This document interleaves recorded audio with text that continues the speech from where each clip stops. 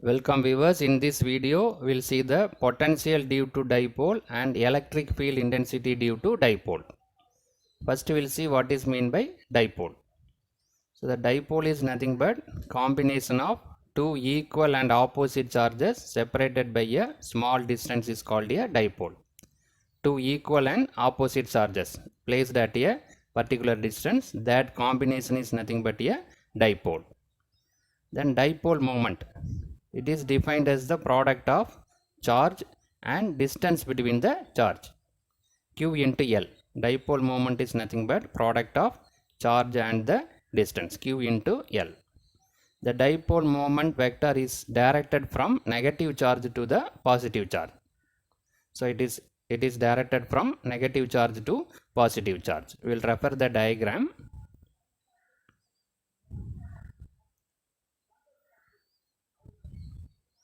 Now we'll see the potential due to dipole, right? So this is one positive charge is available and one negative charge is available. One positive charge and negative charge. So this combination separated by the distance L. So this combination is nothing but a dipole. Positive charge, negative charge separated by a distance L is nothing but a dipole. For this dipole, we are going to find what is the potential at this point P. We are going to find the potential at this point P due to this dipole. So the distance between this point P and positive charge is R1. The distance between point P and negative charge is R2. The center, exactly at the center, this so that it is L by 2 and L by 2. That distance is R meter. So R1 or R2. Positive charge R1, negative charge R2, at the center R. This angle is delta. So we assume that this length is very less and this point P is located very far away. The length is very less. The point P is located very far away from this dipole. Based on these two conditions, this delta is negligible. We can neglect the delta, so that these three lines become the parallel lines like this, R2 or R1, right? So this delta we are neglecting. Why we are neglecting? The distance between dipole and point P is very far away and the length is very less. Based on the two conditions, the delta is neglected, so that these three lines become the parallel lines. So the R1 is a shorter, R2 is lengthier than R1, R2 is lengthier than R. By seeing the diagram we can easily identify. R2 is the lengthier, then R is shorter, then R1 is shorter than R. So these three lines are differ by this distance. So this one line is drawn, right? So the difference between this R and R2 is differ by this distance. Similarly, the distance between R and R1 and R2 is this distance. So each and every line is differ by this distance. So we need this value for the calculation purpose. We need this value, so that it's taken as x. This value will be L by 2. We'll take this is angle theta, right? So based on the assumption, these three lines are parallel lines, but each line shorter by particular distance. That distance is indicated here, is x. This length will be L by 2. This will be angle theta. So this triangle is drawn separately. This x, L by 2, theta, right? This triangle is drawn separately. So what we need is this x value. So by finding the value of cos theta equal to adjacent side by hypotenuse. Adjacent side is x divided by hypotenuse L by 2. We multiply here. So L by 2 cos theta equal to x. So that x equal to L by 2 cos theta. So this distance differ by each line. The expression for this, the distance differ is L by 2 cos theta. From this triangle, by finding the cos theta, we found the expression for the unknown parameter x equal to L by 2 cos theta. So that this distance will be L by 2 cos theta, this distance will be L by 2 cos theta, right? So I will explain again. This is positive charge, negative charge. They separated by distance L is, this combination is dipole. We are going to find the potential at point P, which is at a distance R1 from positive charge, R2 from negative charge, R from the center. We assume that the length is very less. This distance is very large, so that delta is neglected. These three lines become the parallel lines based on the assumption. But each line differ by particular distance that is indicated here. This line indicates this is a differ. This can be calculated from this triangle by finding cos theta. We found that L by 2 cos theta, L by 2 cos theta. From this, we can easily identify that this R1 is nothing but R minus L by 2 cos theta. At one expression we need that. Similarly, R2 is nothing but R plus L by 2 cos theta.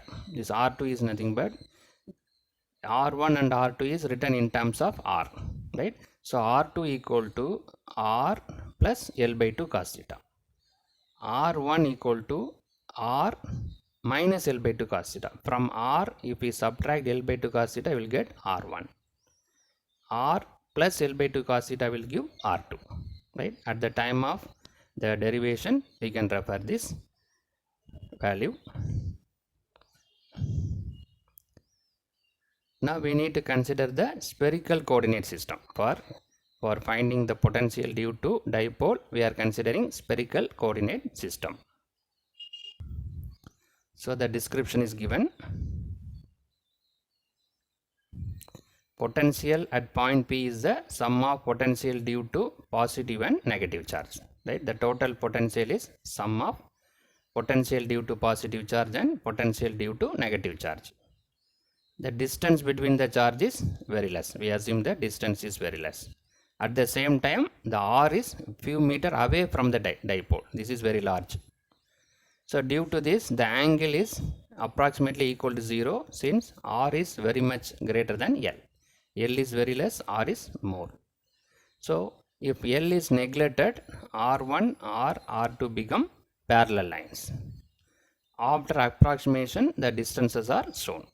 Already we saw the diagram. The lines become parallel lines. Now we'll go to the derivation. So the total potential equal to potential due to positive charge and potential due to negative charge. V1 plus V2. So the expression for V is Q divided by 4 pi epsilon R. But positive charge is placed at a distance R1. So Q divided by 4 pi epsilon R1. Then V2 is a negative charge, minus Q divided by 4 pi epsilon R2. Negative charge is placed at a distance R2. Positive charge placed at R1, negative charge placed at a distance R2. This is negative due to negative charge. So Q divided by 4 pi epsilon is common. So that is taken outside. So what we have, 1 divided by R1 minus 1 divided by R2. Right? Now we take the LCM. So Q divided by 4 pi epsilon, R1, R2 is taken LCM. Here R1 is available, so multiply with R2. Here R2 is available, so multiply with R1. So R2 minus R1 divided by R1 into R2. Right? So positive charge, potential due to positive charge, potential due to negative charge. After simplification, we got this value. We got this expression. Take this is equation number 1. Now we'll go to the approximation diagram. What is approximation diagram? The three lines become parallel lines due to the distance.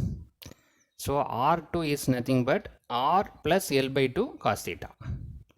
R1 equal to R minus L by 2 cos theta. That's why we already discussed. So clearly you can easily identify from this diagram. R2 is nothing but R plus L by 2 cos theta. R1 equal to R, from R is length here. From R, if you subtract L by 2 cos theta, you will get R1. Right? So that is written here. R2 equal to R plus L by 2 cos theta. R1 equal to R minus L by 2 cos theta. Now we'll find these two values. R2 minus R1 and R1 into R2. R2 minus R1 equal to R2 is R plus L by 2 cos theta minus R1 is R minus L by 2 cos theta. R minus, already here minus is there, here also minus is there, so it becomes plus L by 2 cos theta. So this R got cancelled. L by 2 cos theta plus L by 2 cos theta means L cos theta. This is half, so it becomes 1. L by 2, sorry, L cos theta. R2 minus R1 is L cos theta. Now we'll find the value of R1 and R2. R1 into R2 equal to, what is R1? R minus L by 2 cos theta. R2 is R plus L by 2 cos theta. So this is nothing but A minus B into A plus B. What is A minus B into A plus B? A square minus B square. So the A is R, so R square minus B is L by 2 cos theta. So L square by 4 cos square theta. A square plus A square minus B square. We already assumed that the length is very less. So L square means very less. L square by 4 means very less. So we can neglect this term, L square by 4 cos theta. So that R1 and R2 equal to R square. Only R square will be available. Right. Now we can substitute the R1, R2 and R2 minus R1 in equation number 1. So this is equation number 1.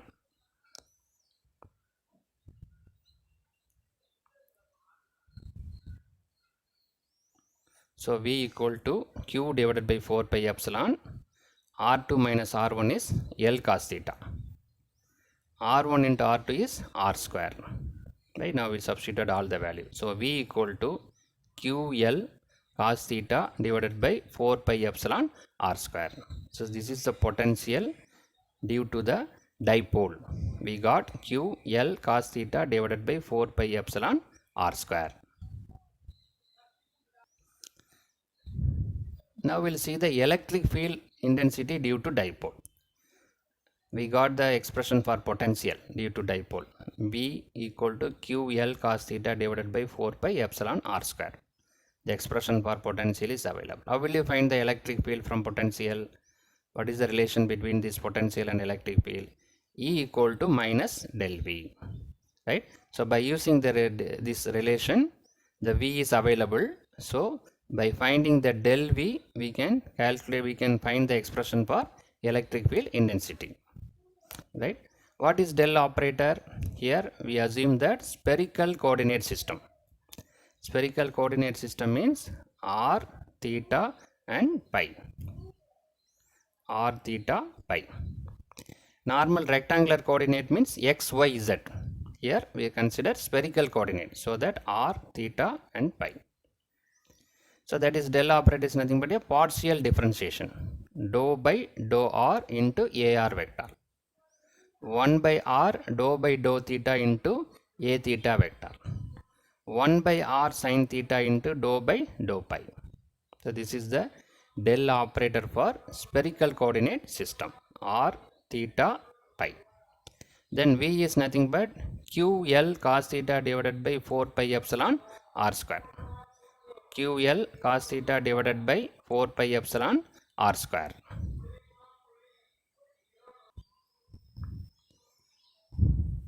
Now we'll multiply this expression for V inside. So dou by dou R into this value. QL cos theta divided by 4 pi epsilon R square into AR. 1 by R dou by dou theta into this expression for V. Similarly, 1 divided by R sin theta dou by dou pi of this value. Now we need to differentiate this expression with respect to R. We need to differentiate with this expression with respect to theta. We need to differentiate this expression with respect to pi. Partial differentiation. Differentiation with respect to R, theta and pi. Now we'll go for the differentiation. So here QL cos theta divided by 4 pi epsilon is constant. Only what we have 1 by R square. 1 by R square is we need to differentiate only 1 by R square. Other terms are constant. That is the concept of partial differentiation. So differentiation of 1 by R square is minus 2 by R cube.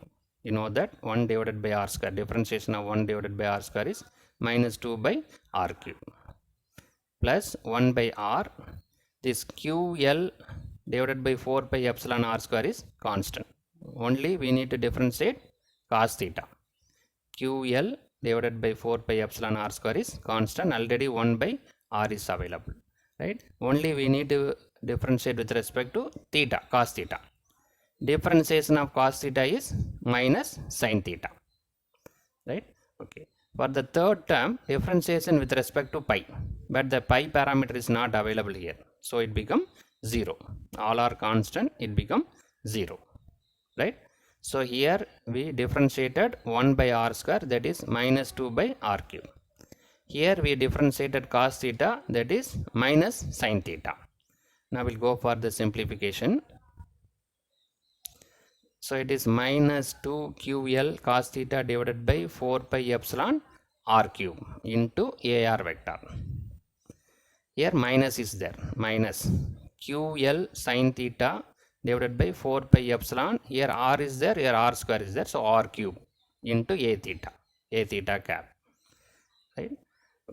So already one minus available outside, so while multiply inside, both become positive. Q2QL cos theta divided by 4 pi epsilon r cube into AR vector plus QL sin theta divided by 4 pi epsilon r cube into a theta, right? So this QL divided by 4 pi epsilon r square is common, that is taken outside, so that 2 cos theta AR cap plus sin theta a theta cap. So this is the final expression for electric field intensity due to the dipole, right? So first we discuss about the what is mean by dipole moment, then potential due to dipole. From the potential due to dipole, we found the expression for electric field intensity due to dipole.